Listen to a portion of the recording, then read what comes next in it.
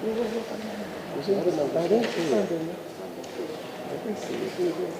I call you before the whole thing I found out? I didn't see it. I don't listen to them.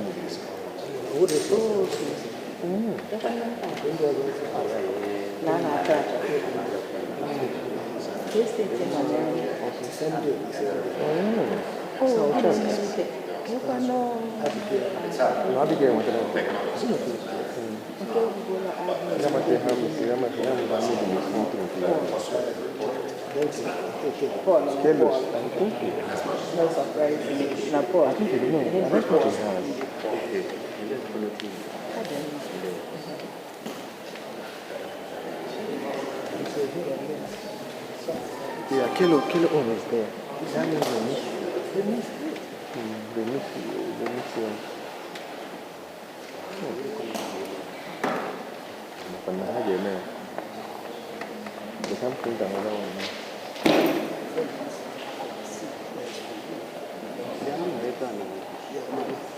Recording in progress.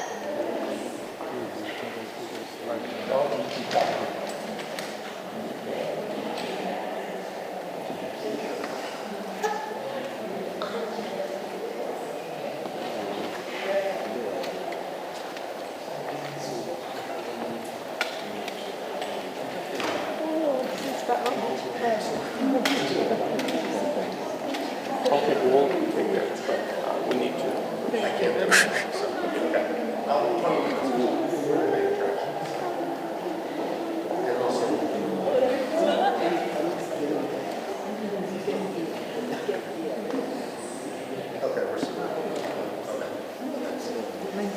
How are you?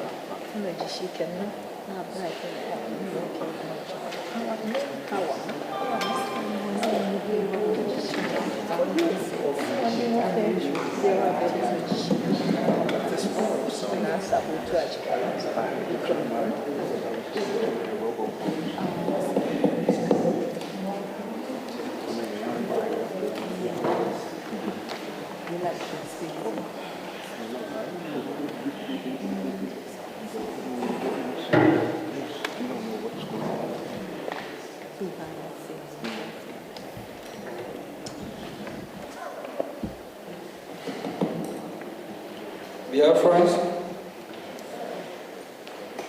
am I coming out? Yes.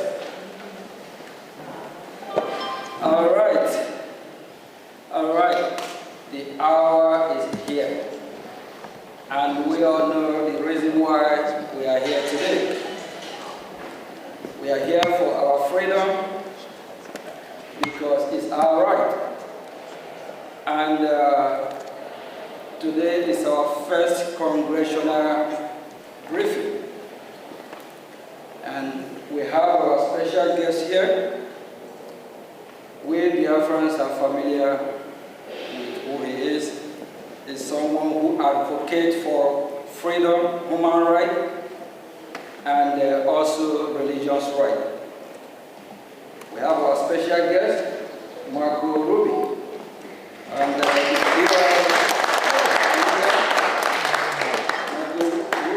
Senior Fellow, American Enterprise Institute. Thank you, Michael. Thank you.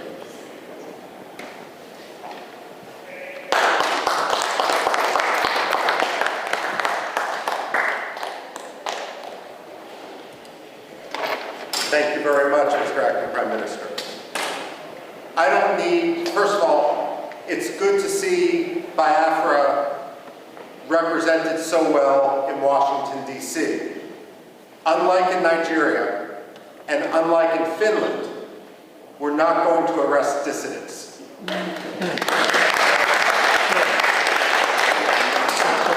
I'm a historian by training, and especially with this audience, we don't need to tell you that Biafra may have redeclared its independence, but it is a long history. And if we count the maps that European merchants, geographers, and other travelers made dating back to the 17th century, then Biafra is actually older than the United States of America. We're not talking so-called secession. We're talking about decolonization. And when we look at Africa today, we must recognize that the problem of colonialism is no longer based in London and in Paris. It's based in places like Abuja and Lagos. The fact of the matter is, and for that matter, Yaoundé as well, the fact of the matter is that we are witnessing a second wave of decolonization in Africa right now. Biafra, Amazonia, Somaliland are at the front line of a struggle for freedom.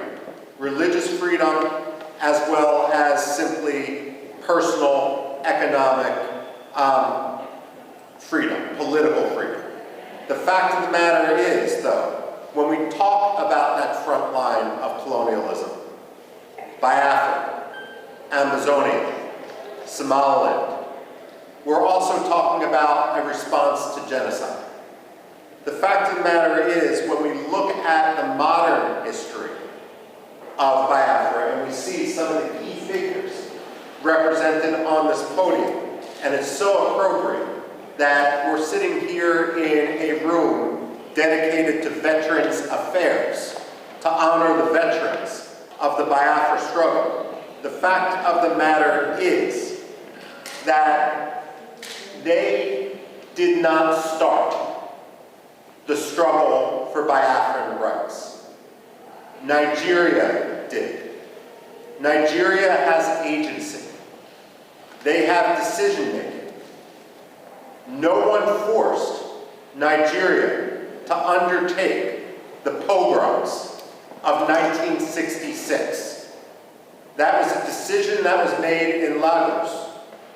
And what we have seen, the struggle for freedom in Biafra, is a natural response to the repression, which is now more than 60 years old inside Nigeria, especially with regard to Biafra. Now, we can talk about genocide, and unfortunately, what has occurred in Biafra from in the late 1960s and so forth isn't the only case of genocide that the 20th century has seen.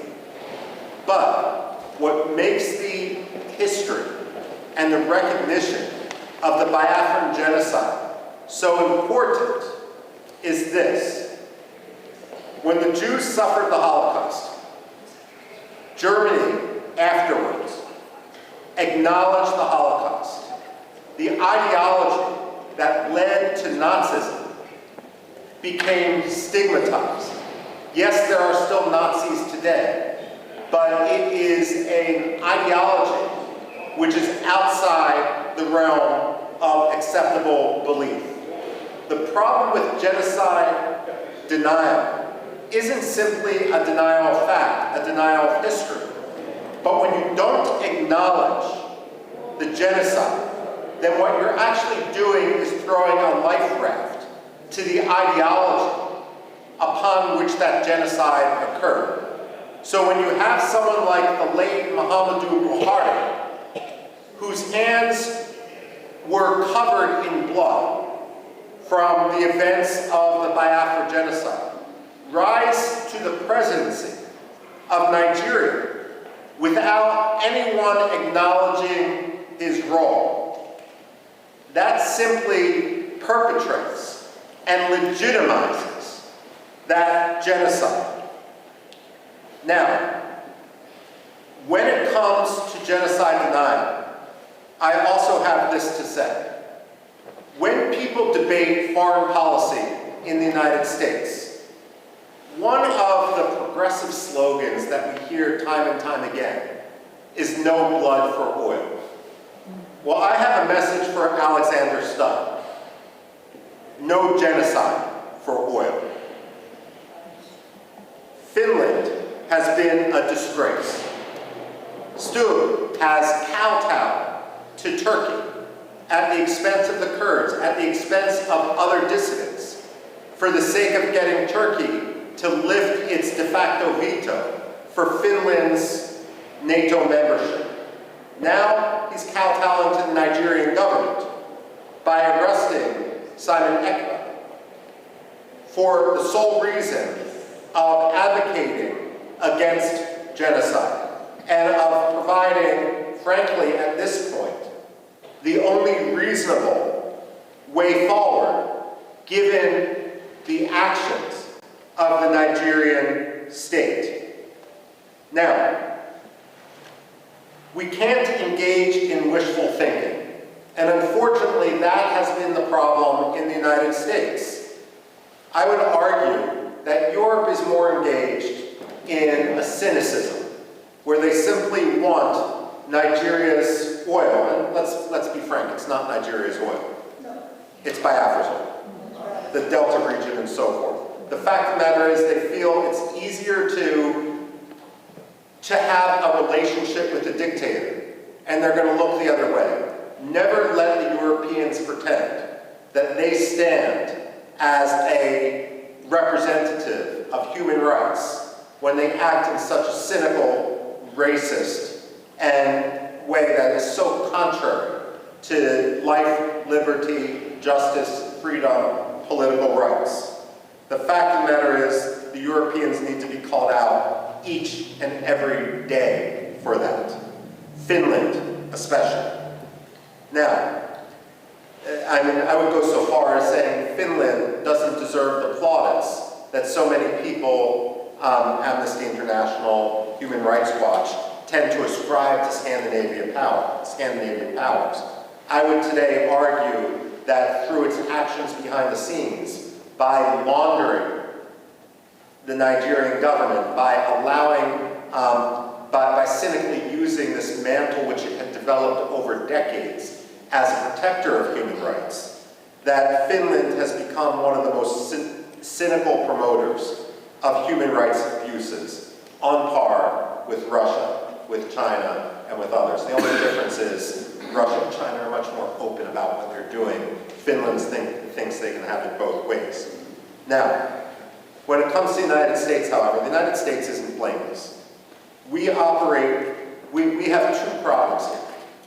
The first is the problem of the American perception of history. Whether you're a Republican, whether you're a Democrat, I don't care.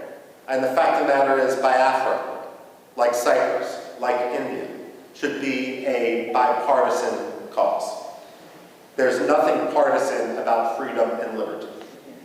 And I say that as someone who personally is a Republican, but I was a Congressional Black Caucus Foundation fellow working for the late Congressman Bill Gray, who was a Democrat. So I say this not just as wishful thinking, but someone who truly believes in the importance of principle and its triumph over cynical partisanship.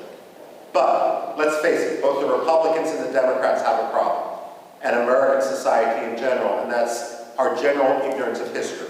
In our own political culture, whether it's a Republican coming in after years of Democratic power or a Democrat coming in after years of Republican power, there's a tendency to believe that history is only 4 or 8 years long, and that every president who enters the Oval Office or Secretary of State who enters that 7th floor of their office of the Dwight D. Eisenhower building in Foggy Bottom, that they can somehow have a tabula rasa, that the past doesn't matter. Well, let me set the record straight. The past does matter. The past can't be forgotten. And we wouldn't be here today if it weren't for repeated efforts to work within the system, only to be crushed by Nigerian corruption, Nigerian dictatorship, and Nigerian cynicism. And if I may, Nigerian religious animosity on the parts of some sectarian communities. Now, one problem, of course, is then that U.S. historical ignorance, and this is where it's so important for the Biafrans to really rally, to meet with Democrats, to meet with Republicans, not to meet and spend all those times meeting with those who agree with you, but actually concentrating their efforts on those who disagree. The fact of the matter is, Americans need an education in history, and they need an education in history quickly, because the price of American ignorance is going to be tragedy and more killings in Biafra. Now, that's one problem. The other problem is the tendency of the United States to engage in wishful thinking. There are two types of ambassadors that the State Department sends abroad. And I'm not talking about professional ambassadors, civil service, foreign service versus political appointees. There's some good political appointees, there's some bad political appointees, and the same thing is true with the professional foreign service. But among ambassadors, however they get their job, there's two general styles. One style, and we've seen this too often in Nigeria, and I can name other places where we've seen this, the Democratic Republic of Congo, Somalia as well, takes an ambassador, and that ambassador believes that the best way to represent American interests is to ingratiate themselves to a dictator, to have zero tension with that dictator, and that oftentimes means amplifying that dictator's propaganda, his rhetoric, to his face. Well, the State Department should realize and should recognize that dictators have no shortage of sycophants. It shouldn't be the job of American ambassadors to join the sycophants. George Shultz, the Reagan-era Secretary of State, was famous when a new ambassador was appointed. He would bring them up to his office, which was an elegant room, not unlike this which we're standing in the U.S. Congress. And he had a big globe next to his desk. And he would always ask the ambassador appointee, point to your country on the globe. And if they pointed to Nigeria, or they pointed to France, or they pointed to Burma, or they pointed to Pakistan, God help them, he would point to the United States and say, this is your country. You never forget it. When we send ambassadors abroad, their job should be to speak truth to power. It shouldn't be to kowtow to a dictator. And if that means calling out Nigeria for its abuses in Biafra, for its abuses of religious freedom, so be it. It may mean you're not going to get invited as the ambassador to this reception or that state dinner. Well, that's the price of being an ambassador and being truthful. Your job isn't to make a dictator feel good. It's to promote American interests as a U.S. ambassador. And one of the top American interests is religious freedom. The reason why religious freedom should be such a top priority is it really is the canary in the coal mine. It really is the metric by which to see whether a dictator's rhetoric and actions meet. When former Secretary of State Antony Blinken went to Nigeria and he met with the late Muhammadu Buhari, and he removed Nigeria from the religious freedom watch list, that was wishful thinking. It didn't make Nigeria a better place. It didn't stop the killings in Biafra. It didn't stop the killings elsewhere in Nigeria. All it did was signal to the Nigerian government that they could quite literally get away with murder. Wishful thinking has consequence. The United States also needs not to believe its own spin and not to try to force, cynically use the Biafran issue to advance its other causes. So, for example, I don't know how many times I've talked to people who are partial to the Nigerian government in the United States and will accept the Nigerian lies. And they will say that what we see happening in the Southeast has nothing to do with religious hatred, with religious intolerance on the part of the Nigerian government. It's all about climate change. Let me tell you this, and I've actually said this to the State Department. Climate change does not charter buses in order to ship Fulani militiamen into Biafra to kill Christians. That's not China, that's not climate change. That's ethnic cleansing. that's religious hatred, that's sectarian cleansing, American wishful thinking, isn't polite. It doesn't make diplomacy easier. It simply gets people killed. And this is also why it's so important for the Biafran people to rise up and not only work to establish their freedom in Biafra, to reestablish their country. It's also important for them to educate Americans. Now, as many of you know, my background and what I did when I worked at the Pentagon actually focused much more in Middle East history. That's what my PhD is in, and so forth. And having worked for more than 2 decades on issues that have some parallels, let me say this, and this may be controversial to say. Nigeria can't always be the enemy. And the reason I say this is, while Biafra must be free, there can be no compromise on that. At the same time, an independent Biafra is only going to thrive when Nigeria, its neighbor, is at peace with itself and with its neighbors. The fact of the matter is, the Biafrans are an engine of democracy. They were always historically the intellectual capital, the economic capital of Nigeria when they were under Nigerian occupation.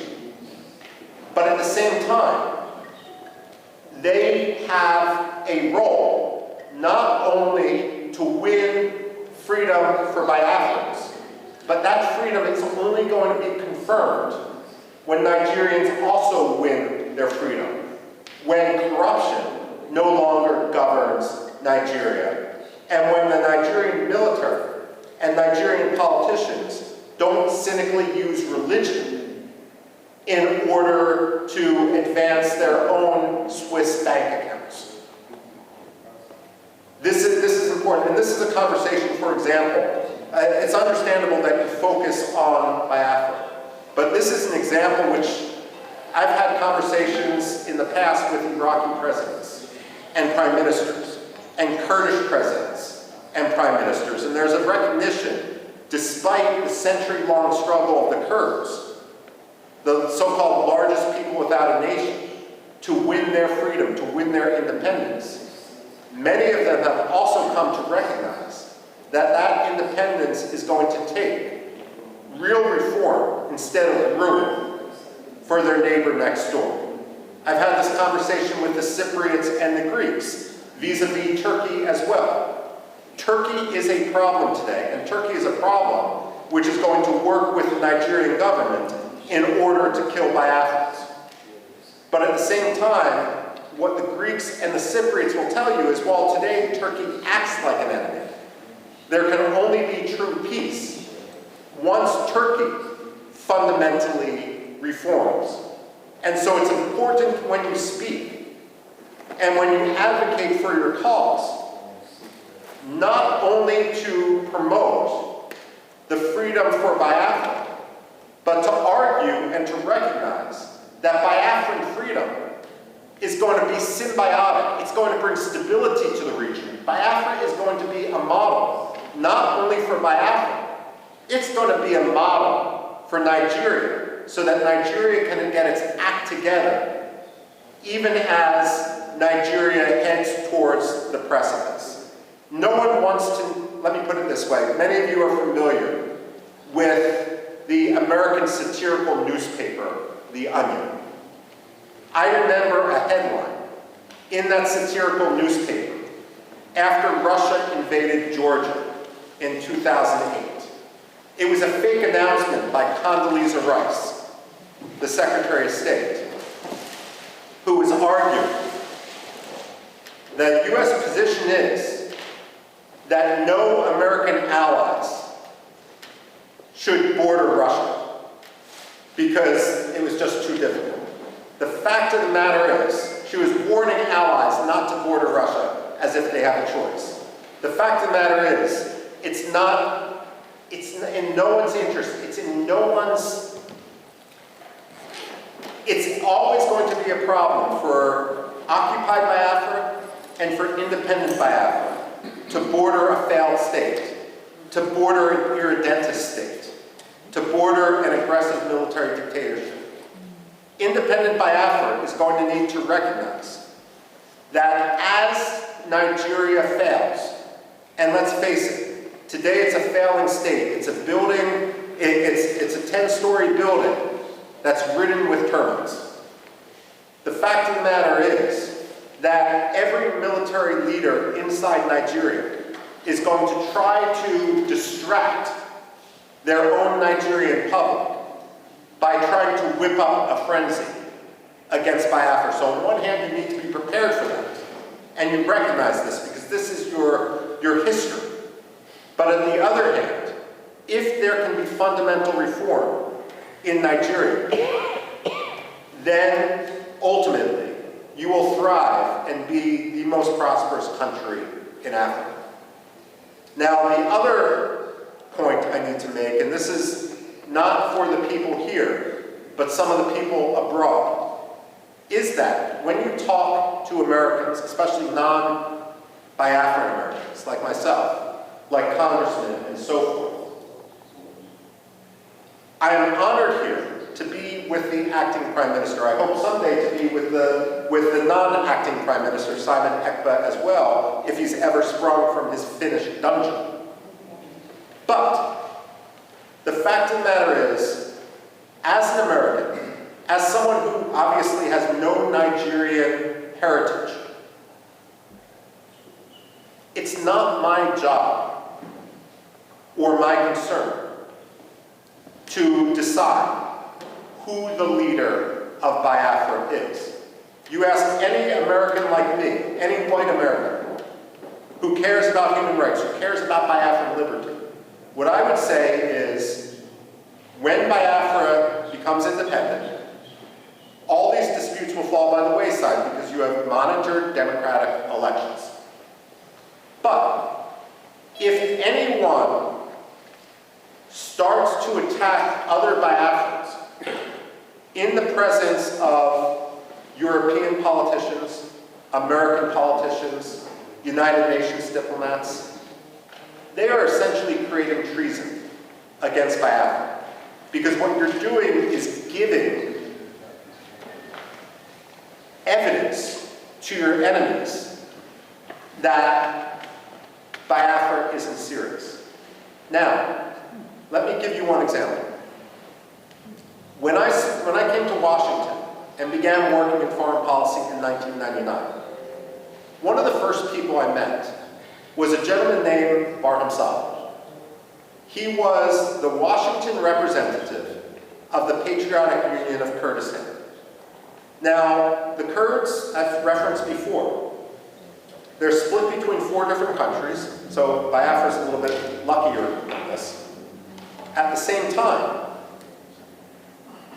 the Kurds in Iraq, in northern Iraq, are divided between 2 major political parties. One was Jalal Talabani's Patriotic Union of Kurdistan.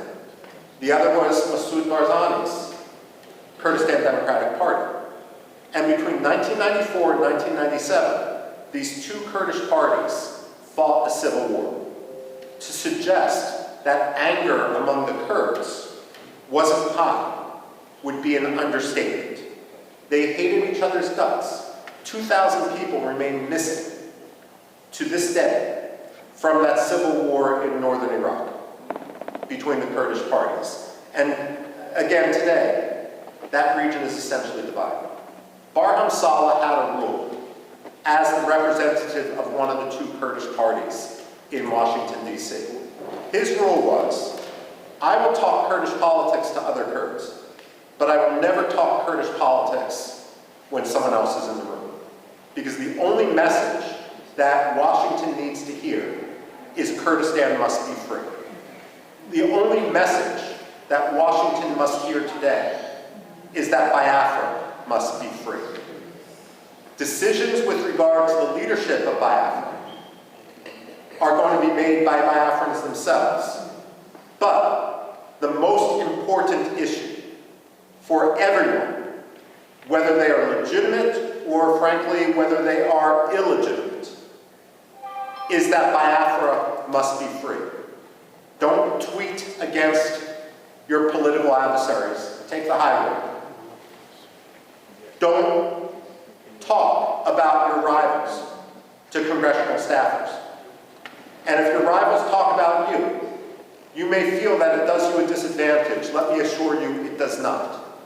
If the acting prime minister, if the acting cabinet are the ones who are speaking softly and achieving things, creating a new currency, creating the structures of state, ultimately, every serious congressman, like Chris Smith, like Mark, one of the most important staffers on Capitol Hill, they are going to recognize you for what you are. Because only amateurs talk about their rivals. Those who are legitimate, those who are serious, those who are here today are the people who advance their cause. And make no mistake, momentum is on your side.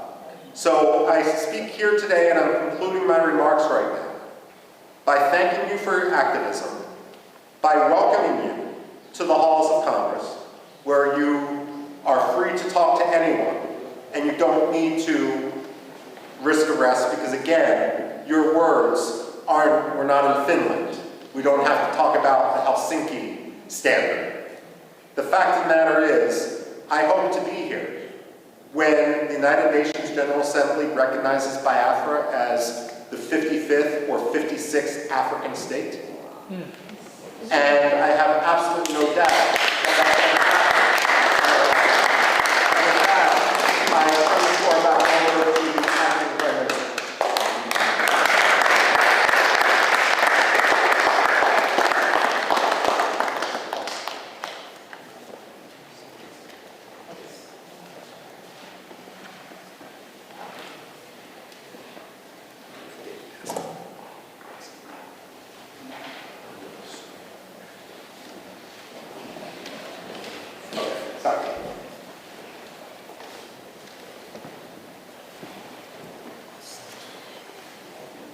Please, can we give a hand of applause?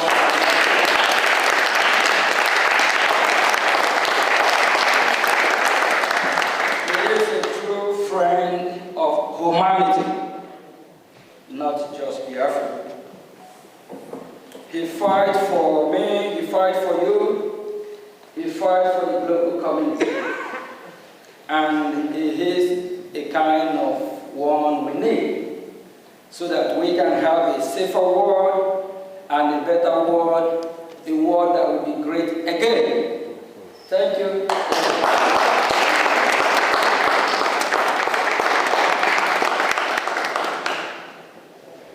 My name is Rubin, Biafra Republic Government Acting Prime Minister. I'm here acting on behalf of His Excellency Mazi Simon Edward. As we are fighting for our freedom, we are making history and we tell our story to the world. And this is the first Biafra Congressional briefing. I know that Nigeria is taking. If I tell you, you won't believe. Nigerian government, they protest to stop this hearing today. They protest. They have not started protesting. Thank you all for being here today. Thank you. It is an honor to speak today during this historical congressional briefing on Biafra, the first in modern times. I want to thank Michael Rubin, which we are just giving hand of applause now before, of the American Enterprise Institute for his unwavering support and friendship to the Biafran people. Today, I will provide a broad overview of Biafra issue for all those watching. Nigeria is oil country. When we say Nigeria, it's Biafran oil. Marco just, on his speech, he made it clear. It's Biafran oil. And a continent power in Africa. It is a multi-ethnic, multi-language, and multi-religious country with a population of about over 200 million people. There are three major ethnic groups: the Igbo, the Yoruba, and the Hausa Fulani, and 250 other smaller ethnic groups. The Hausa Fulani are predominantly Muslim and live in the northern Sahara of part of Nigeria. The Yoruba who live in the southwest are split almost even between Muslim and Christian.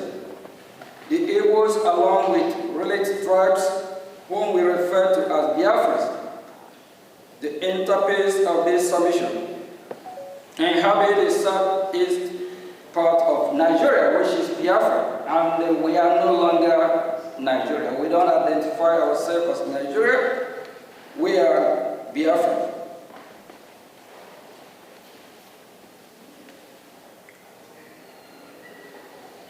Part of Nigeria, which is combined population of over the Biafrans population and over 70 million. Biafrans are predominantly Christians and traditional worshippers, with constituencies also practicing Judaism. Their land is blessed with human and mineral resources, including vast hydrocarbon. Biafrans are very commercially inclined, industrious, and are given to scholarly and professionally pursuit in addition to their first nature of gifted martialized. They have an established grassroots democracy order known as the Omunna system, which is still practiced to this day, before the advent of colonization. They are very republican and egalitarian in nature and coexist peacefully with their neighbors, including northern Nigeria and Cameroon. Prior to their amalgamation with the rest of Nigeria in 1914, Biafra then, there was no single massacre of Biafras anywhere in pre-amalgamation in the so-called Nigeria. This is noteworthy. The first start of this program that was levied on Biafrans, particularly the Igbos, among them happened in 1948 in northern Nigeria, where Biafrans were, without any justification, massacred just for being Biafran or merely looking like one, pivoting on false narrative of the so-called Igbo coup, an Igbo plot to dominate Nigeria. Nigeria's military officers and the police and notable civilians, mostly from the north, planned and executed the Biafrans. Over 3 million Biafrans were murdered between 29th May 1966 and 12th January 1970. And had the Biafrans not resisted by unilaterally declaring its independence, the massacre would have been incalculable and more horrendous. There is credible evidence that sectional Nigeria provoked the Nigerian Civil War as a cover-up to accomplish the genocide that they have begun against Biafra. Generally, and the Igbos in particular, as far back as 1948 in northern Nigeria, the difference this time was to take it to their homeland, where they had fled and taken refuge under the Hitler-declared Republic of Biafra, a nation born in dire necessity and desperation to survive a genocide. The following aspect from recent declassified U.S. Embassy diplomatic dispatch of the era on the program and the war that follows in instructive, and it states that the North was minded to use the war as a tool to result its dominance of natural affairs.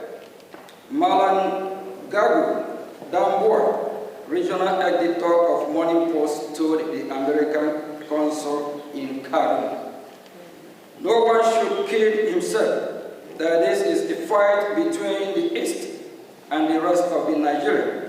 It is a fight between the North and the Igbos.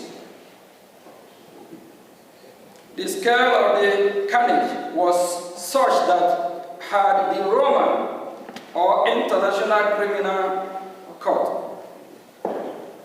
status been enacted, Nigeria's entire military leadership and its top civilians enablers would have been prosecuted for genocide and crime against humanity, for orchestrating the destruction of Biafra in whole or in substantial part because of their ethnicity. And to make it worse, those that oversaw the genocide and their natural political successor continue to control Nigeria and thus ensure that no accountability was exacted for a crime of such shocking scale. And to date, no apology or remorse has emanated from official Nigeria or any of the prime state actors. It is this state of affairs and the post-war political suppression of Biafra that grandfathered the insurgency of Biafra agitation in recent times.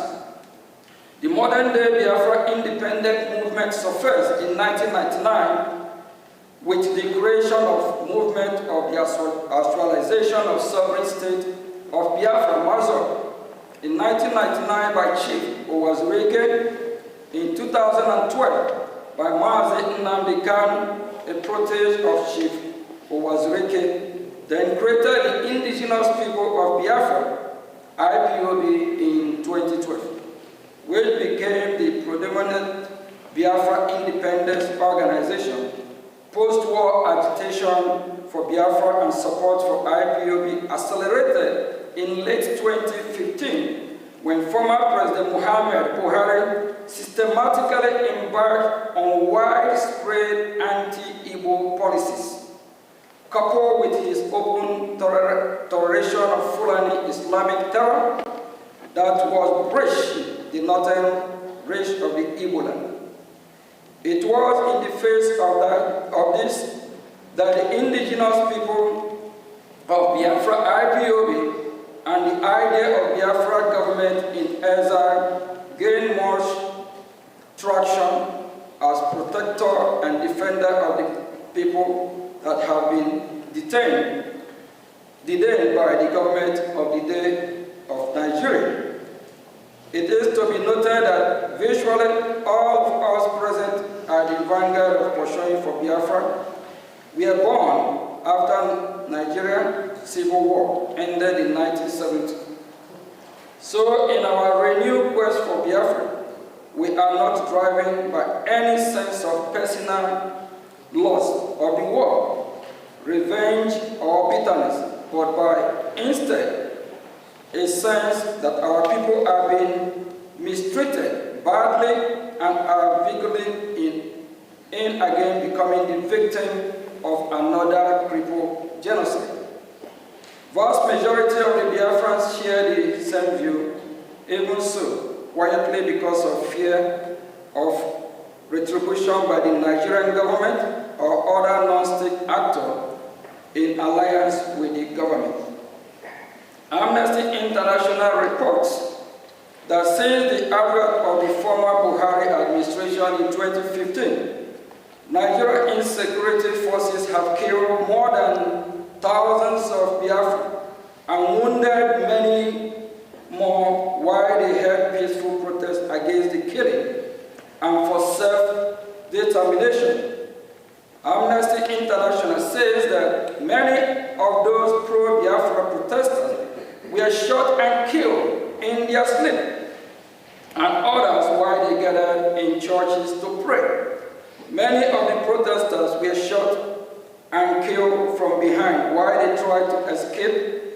Contemporaries country report released by the United States Department confirmed such of this, particularly the Nigerian government declaration of IPOB as a terrorist organization in October 2017, which gave a dubious legal cover to Nigeria's security forces to resort extrajudicial killing of Biafra perceived by self-determination agitator or members of IPOB.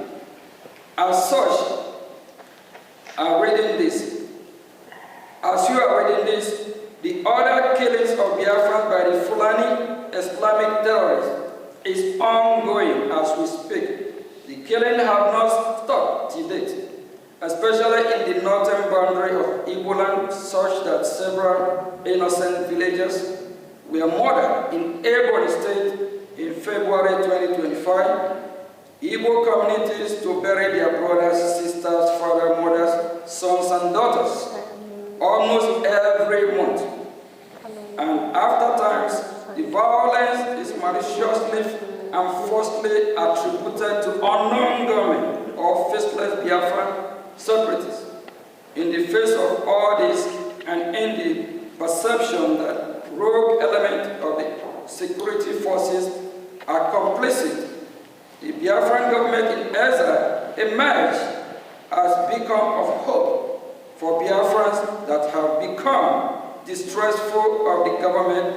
It bears mentioning that when the agitation for Biafra accelerated in late 2015, the response of Nigerian government was disappointingly non-pragmatic.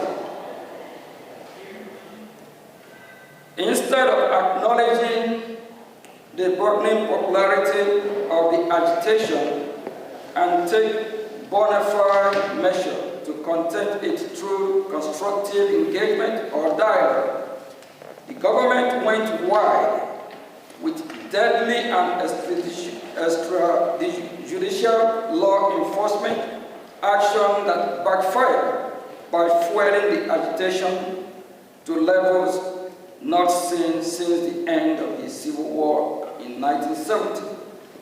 This misguided law enforcement action turned a dangerous corner and boomeranged when the government went rogue by extraordinary rendition of our leader, Mazi Nnamdi Kanu, a Biafran leader from Kenya, in late June 2021. No doubt this is an avoidable overreaction that has composed Nigeria's legal system, triggered the international legal order against Nigeria, and bettered the government-driven insecurity that have rocked Southeast Nigeria, which is Biafra land, to this day. In between, Fulani Islamic terrorists have capitalized on the situation to disquiet Southeast Nigeria to no end. After Mazi Nnamdi Kanu illegal kidnapping, one of Mazi Nnamdi Kanu protege, Finland-based Biafran activist, His Excellency Mazi Simon Ekpa, took charge of the Biafra independence movement and created the Biafra Republic government in exile Britain, of which he is the Prime Minister. As the next illustration of the Biafra independent movement, the brigade has galvanized the support of the Biafran population and has engaged in high-level dialogue in Washington, D.C. with U.S. government officials. Furthermore, brigade organized a self-referendum in which more than 50 million Biafrans voted in favor of independence. Brigade held an independence convention in Lahti, Finland, which started November 29 to December 2, 2024, in which Brigade declared the independence of Biafra on December 2, 2024. December 2, 2024, Biafra was redeclared. The government of Nigeria, according to Mr. Ekpa, has orchestrated 5 assassination attempts against his life. After allegedly failing to assassinate Mr. Ekpa, the government of Nigeria successfully pressured the government of Finland to arrest Mr. Ekpa in November 2024 on political motivated charges. The government of Finland then issued an indictment against Mr. Ekpa, as well as subsequent conviction, which demonstrates the political nature of the persecution at the instigation of government of Nigeria. The indictment by Finland, issued in May of 2025, alleged that Mr. Ekpa participated and supported a terrorist organization, even though pro-Biafra organizations are not designated as terrorist group in Finland or anywhere in the European Union. In fact, the only country in the world where pro-Biafra organization, the only country in the world where pro-Biafra organization was designated is in Nigeria.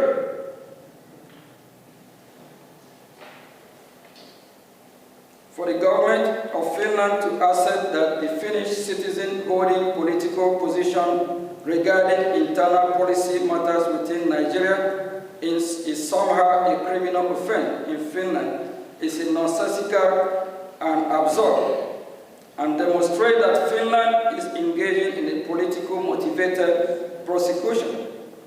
Nigeria conduct toward both Mazi Nnamdi Kanu and Simon Ekpa demonstrate transnational repression. At the moment, the issue of Biafra, the insecurity in southeast Nigeria, which is Biafra land, and all the unpleasant aftermath cannot be resolved, while the federal government of Nigeria persists in detention of Mazi Kanu, while Finland persists in detention of Mazi Simon Ekpa, and Biafrans continue to be marginalized. On this basis of foregoing, we must respectfully suggest the following to the U.S. government. 1. We urge the United States government to invoke the Global Magnitsky Human Rights Accountability Act, Summit 5 of Title S, 11 of 114-28328, to identify and impose travel and financial restrictions on all officials of the federal government of Nigeria and any Nigerian non-state actor implicated in the killing of Biafrans, Christians in their homeland in southeast Nigeria, which is Biafra land. We urge United States government, including through targeted sanction and or tariff, to pressure the government of Nigeria to release Mazi Nnamdi Kanu and allow him a safe passage out of Nigeria. 3. We urge the United States government to pressure the government of Finland regarding its political motivated trial and conviction against pro-Biafra active Simon Ekpa. 4. We urge the United States government to deny all bilateral assistance and visa to officials of the government of Nigeria if it continues to engage in transnational repression against pro-Biafra activists, and if Simon Ekpa and Mazi Nnamdi Kanu continue to be held in detention. Consequently, Biafra troop brigade are ready to engage with the international community, include the United States of America government, especially in seeking to establish a newly independent Biafran state. The brigade is willing to engage in deal making with U.S. government and come to economic defense and security agreement with the United States. Biafrans represented by brigade are willing to negotiate with the U.S. in reciprocity and in anticipation for specific demand, interest and expectation of the U.S. recent event in sub-Saharan Africa have created a compelling need for United States of America to get involved in the Gulf of Guinea. There is no better opportunity than that presented by the Biafra. For example, Biafra can be an ideal place for U.S. military base, as well as seaport. Biafra can also be host to African installations. Biafra can be a close ally of the United States and purveyor of Western interests in the region, as well as a bulwark against Islamic terrorists and extremists. This is important now more than ever, given the loss of key U.S. military bases in Sahel countries, as well as the Nigerian government ever closer relations with United States adversaries, a United States designated Islamic terrorist organization. In addition, Nigeria's persecution of Christians continues to worsen and further adds to the case of independent homeland for Nigeria. Christian population, just as U.S. recognized of Somalia, present great benefit to U.S. strategic interest in East Africa. Similarly, Biafra can present opportunities along similar lines for the U.S. in West Africa. We hope today's historical briefing will provide the precedents for further diplomatic engagement.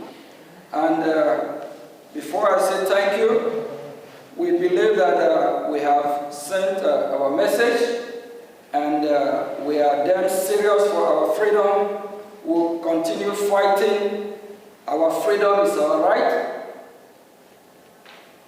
No one else can do it better for us than us. And we are sending a message to the world, especially the United States of America. We appreciate the opportunity and the privilege they have given us to voice out so that they can do what is right. We believe they are listening. We believe very soon we'll be having more diplomatic engagement with the United States of America, the leader of the free world. Thank you.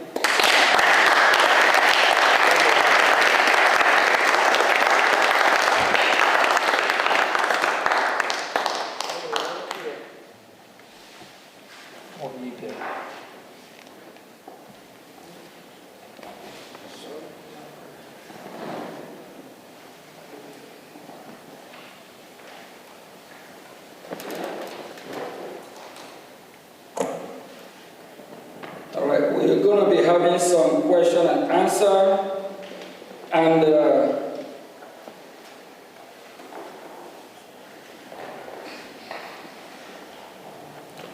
we have some witnesses that will be asking questions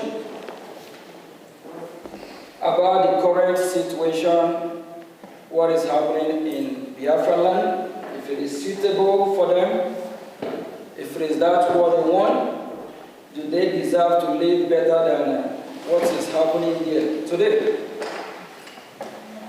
We are glad to be here, and this is the beginning of our hearing in Washington, D.C. We believe that the U.S. government, they are watching, they are listening, they are following, even if the members of the Congress, the ones that are not here, they are watching, so they know what we are doing and what is going on. I will call on Mazia Mobi. Yeah.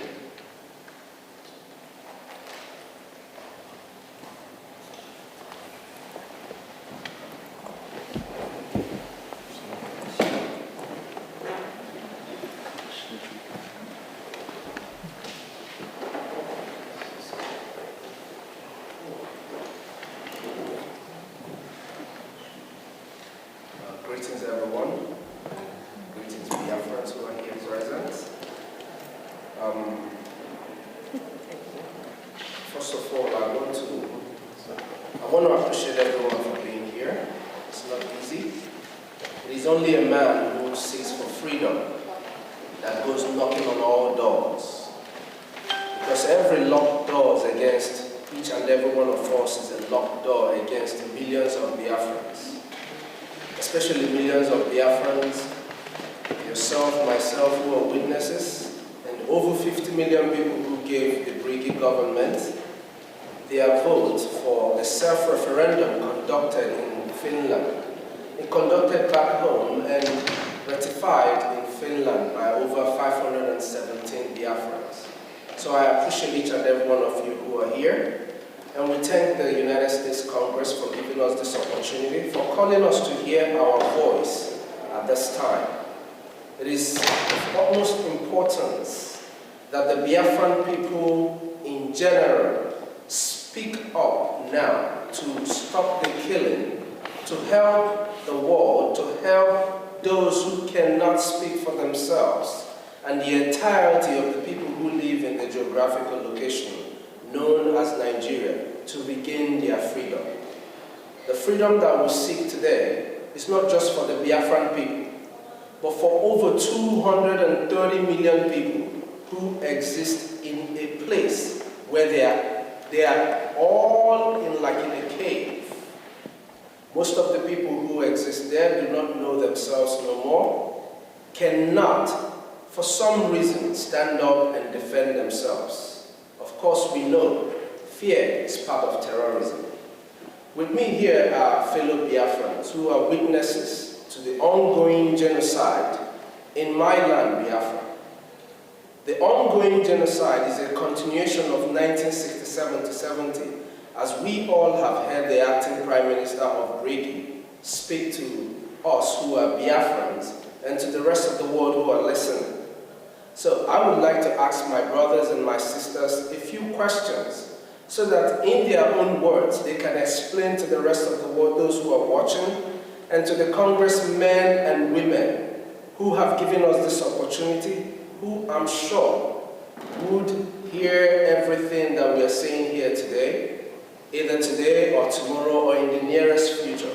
And whatever we say here will help them make decisions quick and act fast to save lives of Biafra, to save lives of women, children, and even unborn. Because in our case, we lose children in the mother's wombs due to Nigerian terrorism. Now, first of all, I would like to call on my sister, who is a witness, Love Akobondo. I would like to ask you, Love Akobondo, how would you describe the persecution and marginalization of Biafrans from your own personal observation and experience? What are the root causes of this genocide?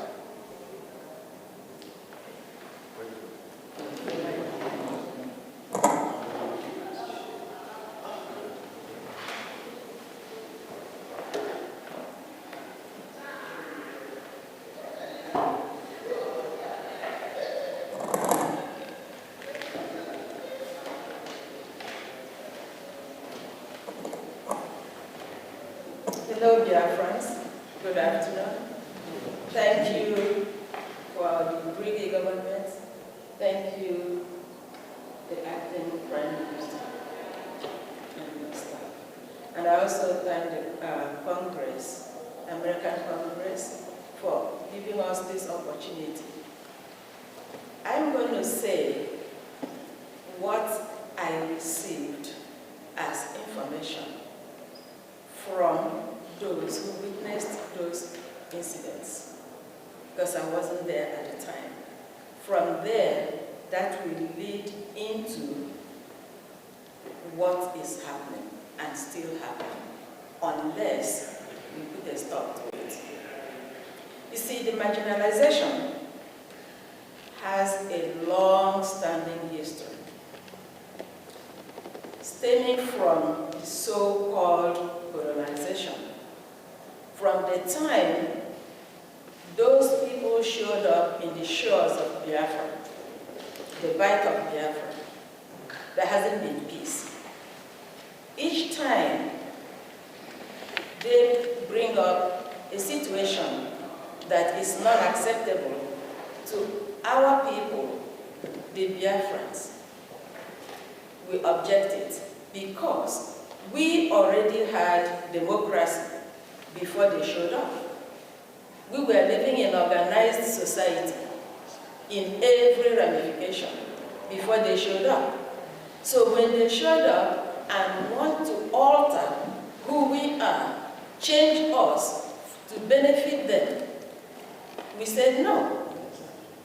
Instead of dialoguing with us, they come up with aggression.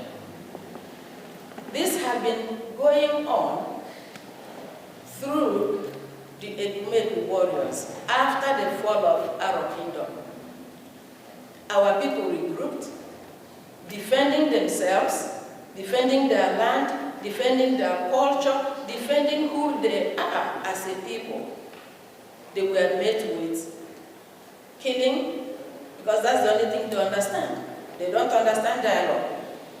From there, it moved to the time of taxation that was totally unacceptable, and our great-grandmothers came up to protest, simple protest. They did not kill anybody. They did not destroy anything. They were just protesting because one of the useless people, it is not today we begin to have a flavors in our society. A man called, and I'm going to call him by name, and I wish his generation will get to hear it so they can be ashamed of their grandfather. Chief Okuk from Oluko was the warrant chief who delivered that message of taxation. And after they had finished taxing our fathers, they came up with our mothers. And our mothers said no. What did they do? They turned out, killed some of them. To glorify their action, they termed it a women riot, which is a false thing. From there, when they discovered coal in Enugu, again, to their interest, poor working condition, our fathers protested for a better wages, a better working condition. What did they get? Bullets. They massacred the men. That was the coal mining massacre. It did not stop there. Each step of the way is aggression, no discussion. The good thing is, we are not the people you can just walk over. It's not going to happen. It's not yesterday, it's not today, it's not going to be all the tomorrows to come, because we are Biafrans, madam. No two ways about to take it or drop it. We're going to fight to the last man standing. Now, it did not stop there. It continues. The same marginalization, the same wickedness in all form and shape. Fast forward to the so-called flag independence. What did we get? The 1966 pogrom. I have a sister-in-law who lost her father to 1966 pogrom. Move forward, 1967, the so-called genocidal war, which the world refused to acknowledge. The thing sweeping it under the carpet is going to make a difference. It's going to escalate, and it's escalating. We have no apologies to anybody. Biafra must be free. Okay?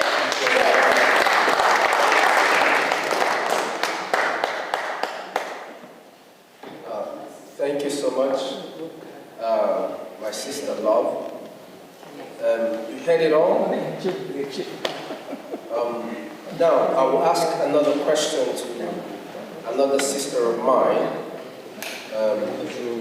Ms. Nonye Chima, sorry. We know how the United States government categorizes certain countries as state sponsors of terror.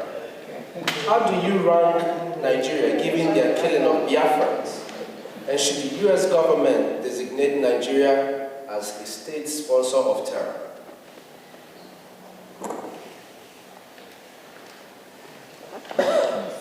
Thank you very much for that question.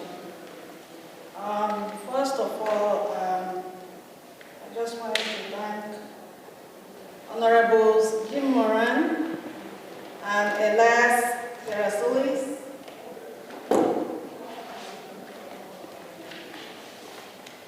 and the U.S. Congress for giving us the opportunity to inform the world of what has been going on in Biafra land for decades. So for the question, these are some of the reasons why United States government should designate Nigeria as a terror organization. One, between 2015 to 2016, Amnesty International reported that Nigerian security forces killed over 1,500 IPOB protesters in cold blood. Remember, they didn't have any weapons. They were just exercising their rights as citizens.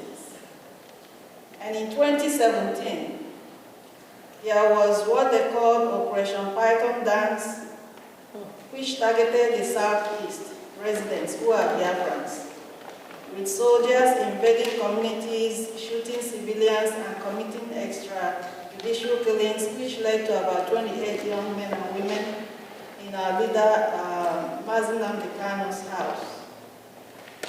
Thirdly, from 2021 to 2023, Amnesty International also documented over 1,844 killings in Biafra land, including unlawful executions, torture, and enforced disappearances by security forces. And one might ask whether these killings or these killers have been apprehended and brought to justice, and the answer is no. No one has been held accountable for these killings. In fact, when locals apprehend any of the killers, there is always an order to free them. Up till today, the killings continue, and the painful thing is the fact that Biafrans are killed simply because we are Christians, simply because of the crude oil in Biafra land, and because they want to Islamize us by force, which we are resisting. So I call on the global community to pay attention to what's going on in Biafra land and elsewhere where there is a genocide going on. Thank you all so much. Thank you so much. That was wonderful. That's what we expect from every Biafran to always carry in their heart. The fact that our people are dying every day. Now, I want to ask my brother Emmanuel Ugo, how would you describe the hatred of Biafrans or Igbos within the Nigerian by the political establishment, which has traditionally been controlled by the Muslim North? Would you say this is an important part of why there is support for the Biafran independence movement? Thank you all. When we talk about Biafran hatred, the hatred of Biafrans in Nigeria by the political establishment, that goes deeper. Some of us came into this world and we witnessed this hatred, and we keep asking ourselves, why? Why us? What have we done? Hearing after everything we have gone through. The hatred runs deep in the Nigerian establishment, in their blood, both the political establishment and people from other parts of the country. We see this hatred every day. We have this economic jihad that has been going on. Our businesses are being born in Lagos, in the north. We are not allowed to scale when it comes to political positions as in the presidency of the country. And now we are seeking for Biafra. We want to be on our own so that we can be able to live in peace without facing this hatred every day. The Fulani Caliphate are the ones controlling Nigeria. And with this economic jihad, they have continued to display this economic jihad on the Biafrans, day in, day out, in every aspect of life. And we are tired of it. And we say this is the reason why over 80 million Biafrans, over 50 million Biafrans voted for the Biafra self-referendum, because they themselves are tired of the hatred. Every one of us can see it, even the young ones. And that is why there is maximum support for Biafra, so that we can have our own independent state and live in accordance with our own values. So that's what I will say about that. Thank you.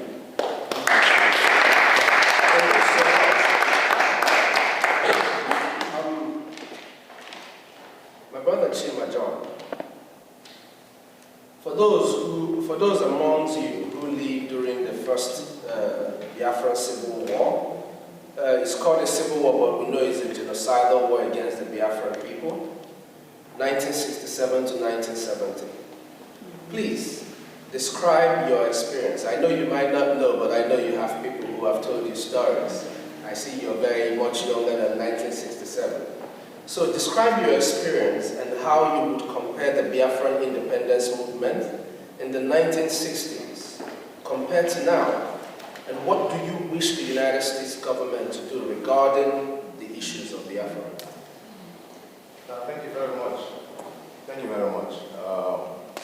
And I want to thank the U.S. Congress for the opportunity that we have today to be at the Capitol for this hearing regarding Biafra.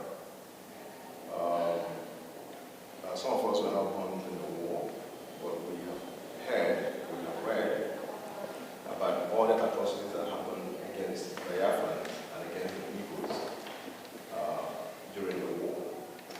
We saw that Biafra land was completely destroyed by the Nigerian state in collusion with its Western allies and the Muslims. They destroyed schools, they destroyed the infrastructure. And while we're growing up, every part of Nigeria was designated as educationally less privileged. And these are places where there were no bombs, where there was no destruction. But in Biafra land, in Igbo land in particular, Igbos were never designated as educationally less privileged people. And we know what happened during the Civil War. One of the things that happened was the total blockade of Biafra land, and which led to the death of over 3 million people and the starvation of over 1 million children. I'm sure that the world saw some of those pictures, gory pictures of Kwashakwa children because of the starvation. And that led to people like Bruce Merrick, an American student from Columbia, to set himself ablaze in front of the United Nations Bureau. People like Steve Jobs, the founder of Apple, saw what happened in Biafra and swore not to step his foot inside a church. And he said, how can the world open their eyes and saw this happen to humans or so-called fellow Christians and never did anything because of oil and hatred and theft, to put it literally. We saw all that. The Nigerian state, as part of the plot to put Biafrans down, and the Igbos in particular, they made sure that after the war, that every Igbo person or Biafran received only 20 pounds to start life from the beginning. And the Igbos and the Biafrans were the richest in that country at that time. It was designed, according to one of Nigeria's recent presidents, that it was designed to make Biafrans poor for over 200 years and become subservient to other ethnic groups.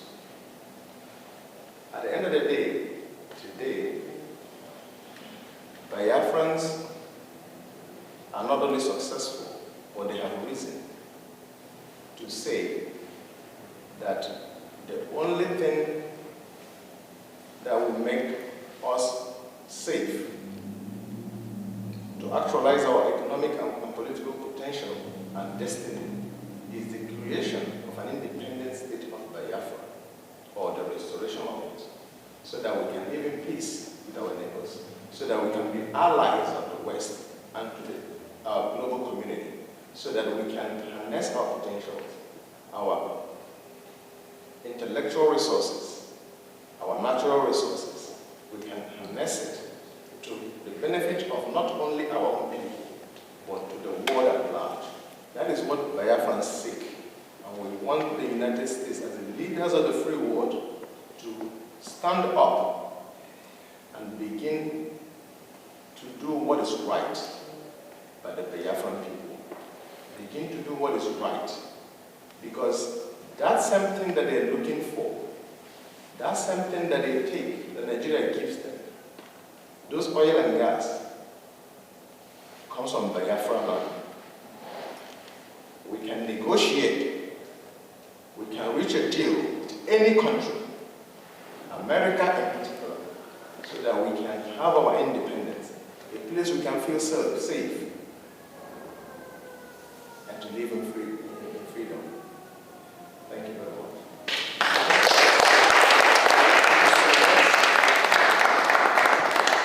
So you know, my mother served in the Red Cross during the war, and my father was equally a soldier during that war. So, just like himself, and like many of us here, I have so many stories of what happened and why we need to be free. It's not just because of the resources, but for our children to be able to see tomorrow. Now, I want to call on my brother, our brother, Mazikelo Israel. Mazikelo Israel, please, as we are in the Capitol Hill building, speaking to the United States Congress and to everyone who cares to listen to the Biafra people, I would like to ask, what would you recommend, or what would be your recommendation to the United States government to hold Nigeria accountable and to assist Biafra? Thank you. Thank you very much, Honorable. First of all, let me thank our great friends, Elias Grasolas, and of course, Honorable Dr. Michael Rubin, who spoke earlier on, and Ogen Kerry, who has been leading this struggle since our leaders have been incarcerated. Talking about Simon Ebba and Nnamdi Kanu.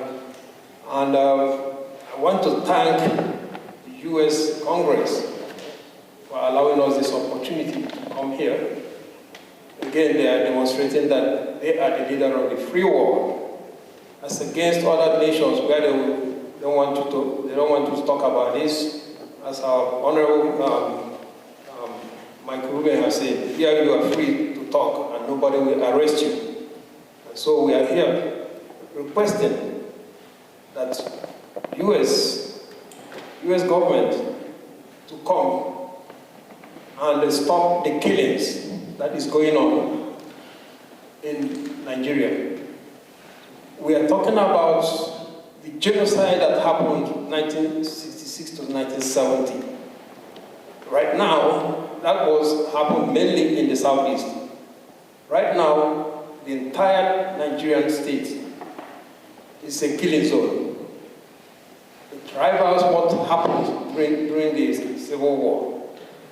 And so we are pleading with the U.S. Congress to come to us quickly, not to delay, by doing these following things: to officially recognize Biafra genocide of 1966 to 1970, which has continued up to today. As our Honorable Minister said, Michael Rubin said, because those who committed the genocide have not been charged Instead, they seem to have been congratulated by lifting them from to be the presidents of that place. This has empowered them to continue with the genocide. So we are playing with the U.S. government to live up to their moral standards as the free world leader, to come immediately to this aid of Biafrans. We are also pleading with the U.S. government to condemn immediately, because that will save life, condemn immediately the abuses that is going on there, which is quite obvious. It's not hidden. You have terrorists that are being recognized, giving a peace deal, while those that are speaking the truth to save the country from the killings that is going on are being incarcerated, like Mazen and Kano and Simon Eber. Just yesterday, they agreed on a plea deal with terrorists, a peace deal, and they are walking free. We are asking the U.S. government to invoke the Global Magnitsky Act, identify all those criminals. The Canadian government have declared the political organizations in Nigeria as terrorist organizations. We're asking the U.S. government to go further, identify the individuals themselves, and invoke them and put heavy sanctions on them. That is what we are asking. To further what the Canadian government has already done. We are asking the U.S. government to demand, with immediate effect, to the release of Nnamdi Kanu, a man that has been even acquitted in some of the courts in that Federal Republic of Nigeria. Several courts have discharged him and acquitted him, and in fact requested that the government compensate him. Outside UN have already also requested that he be released immediately.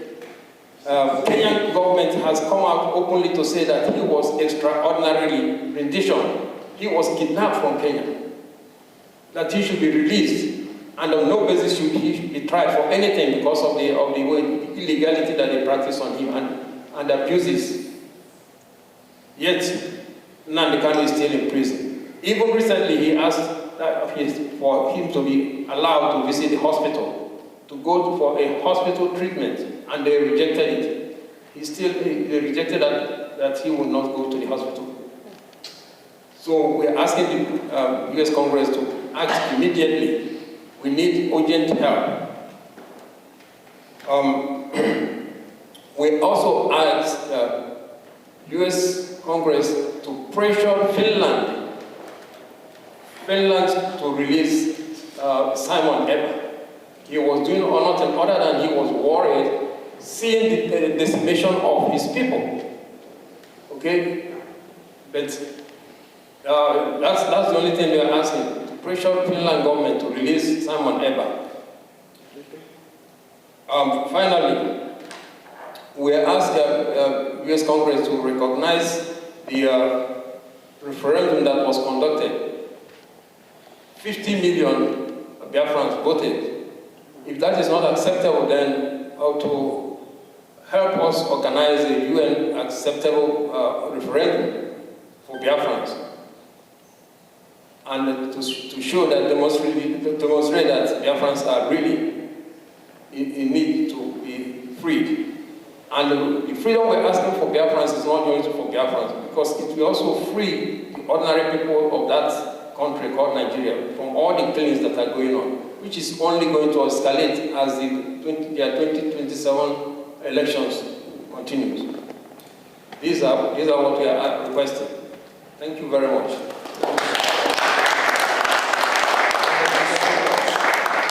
Just to add one single thing to what he said, something that is very dear to me.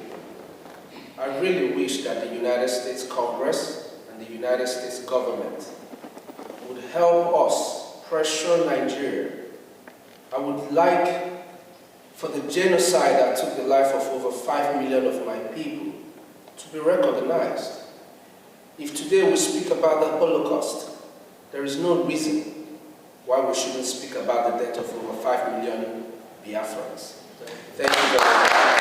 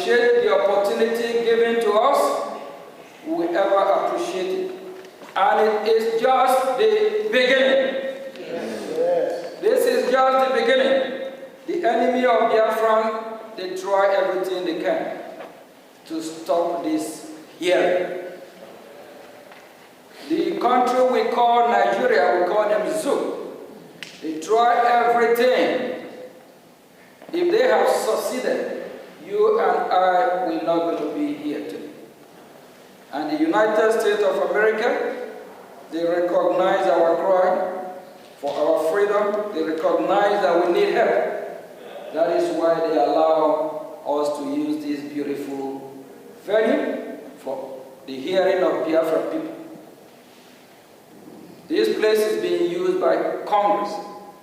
Whether it's one or two of Congress that is here is the United States of American Congress. And they are watching, they are following this event. So we appreciate it. Thank you all. This is just the beginning.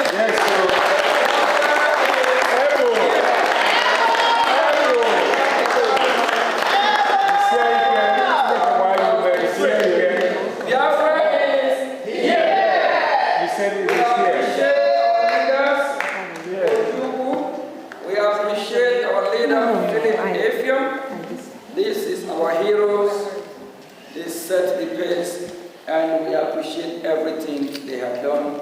Please, if you can help bring that. Yes. They show us the way and we follow the way. Yes, sir.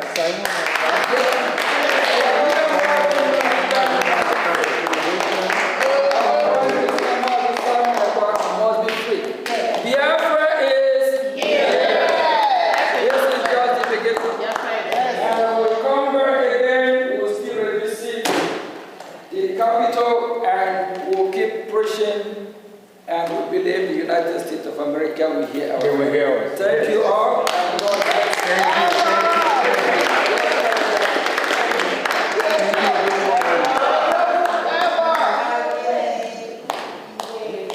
Thank you.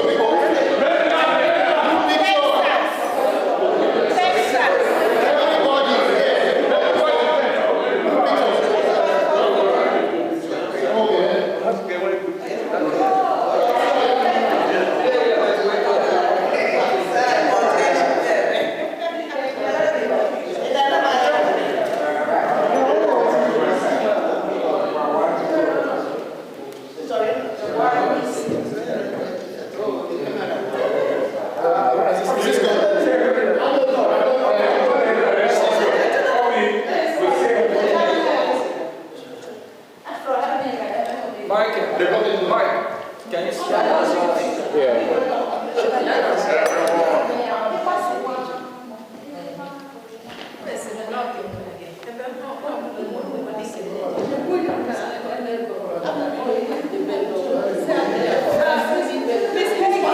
Miss Haggy, you can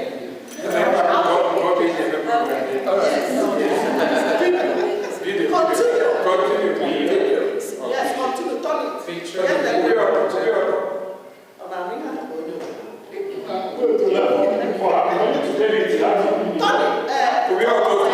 Tony like this, my friend.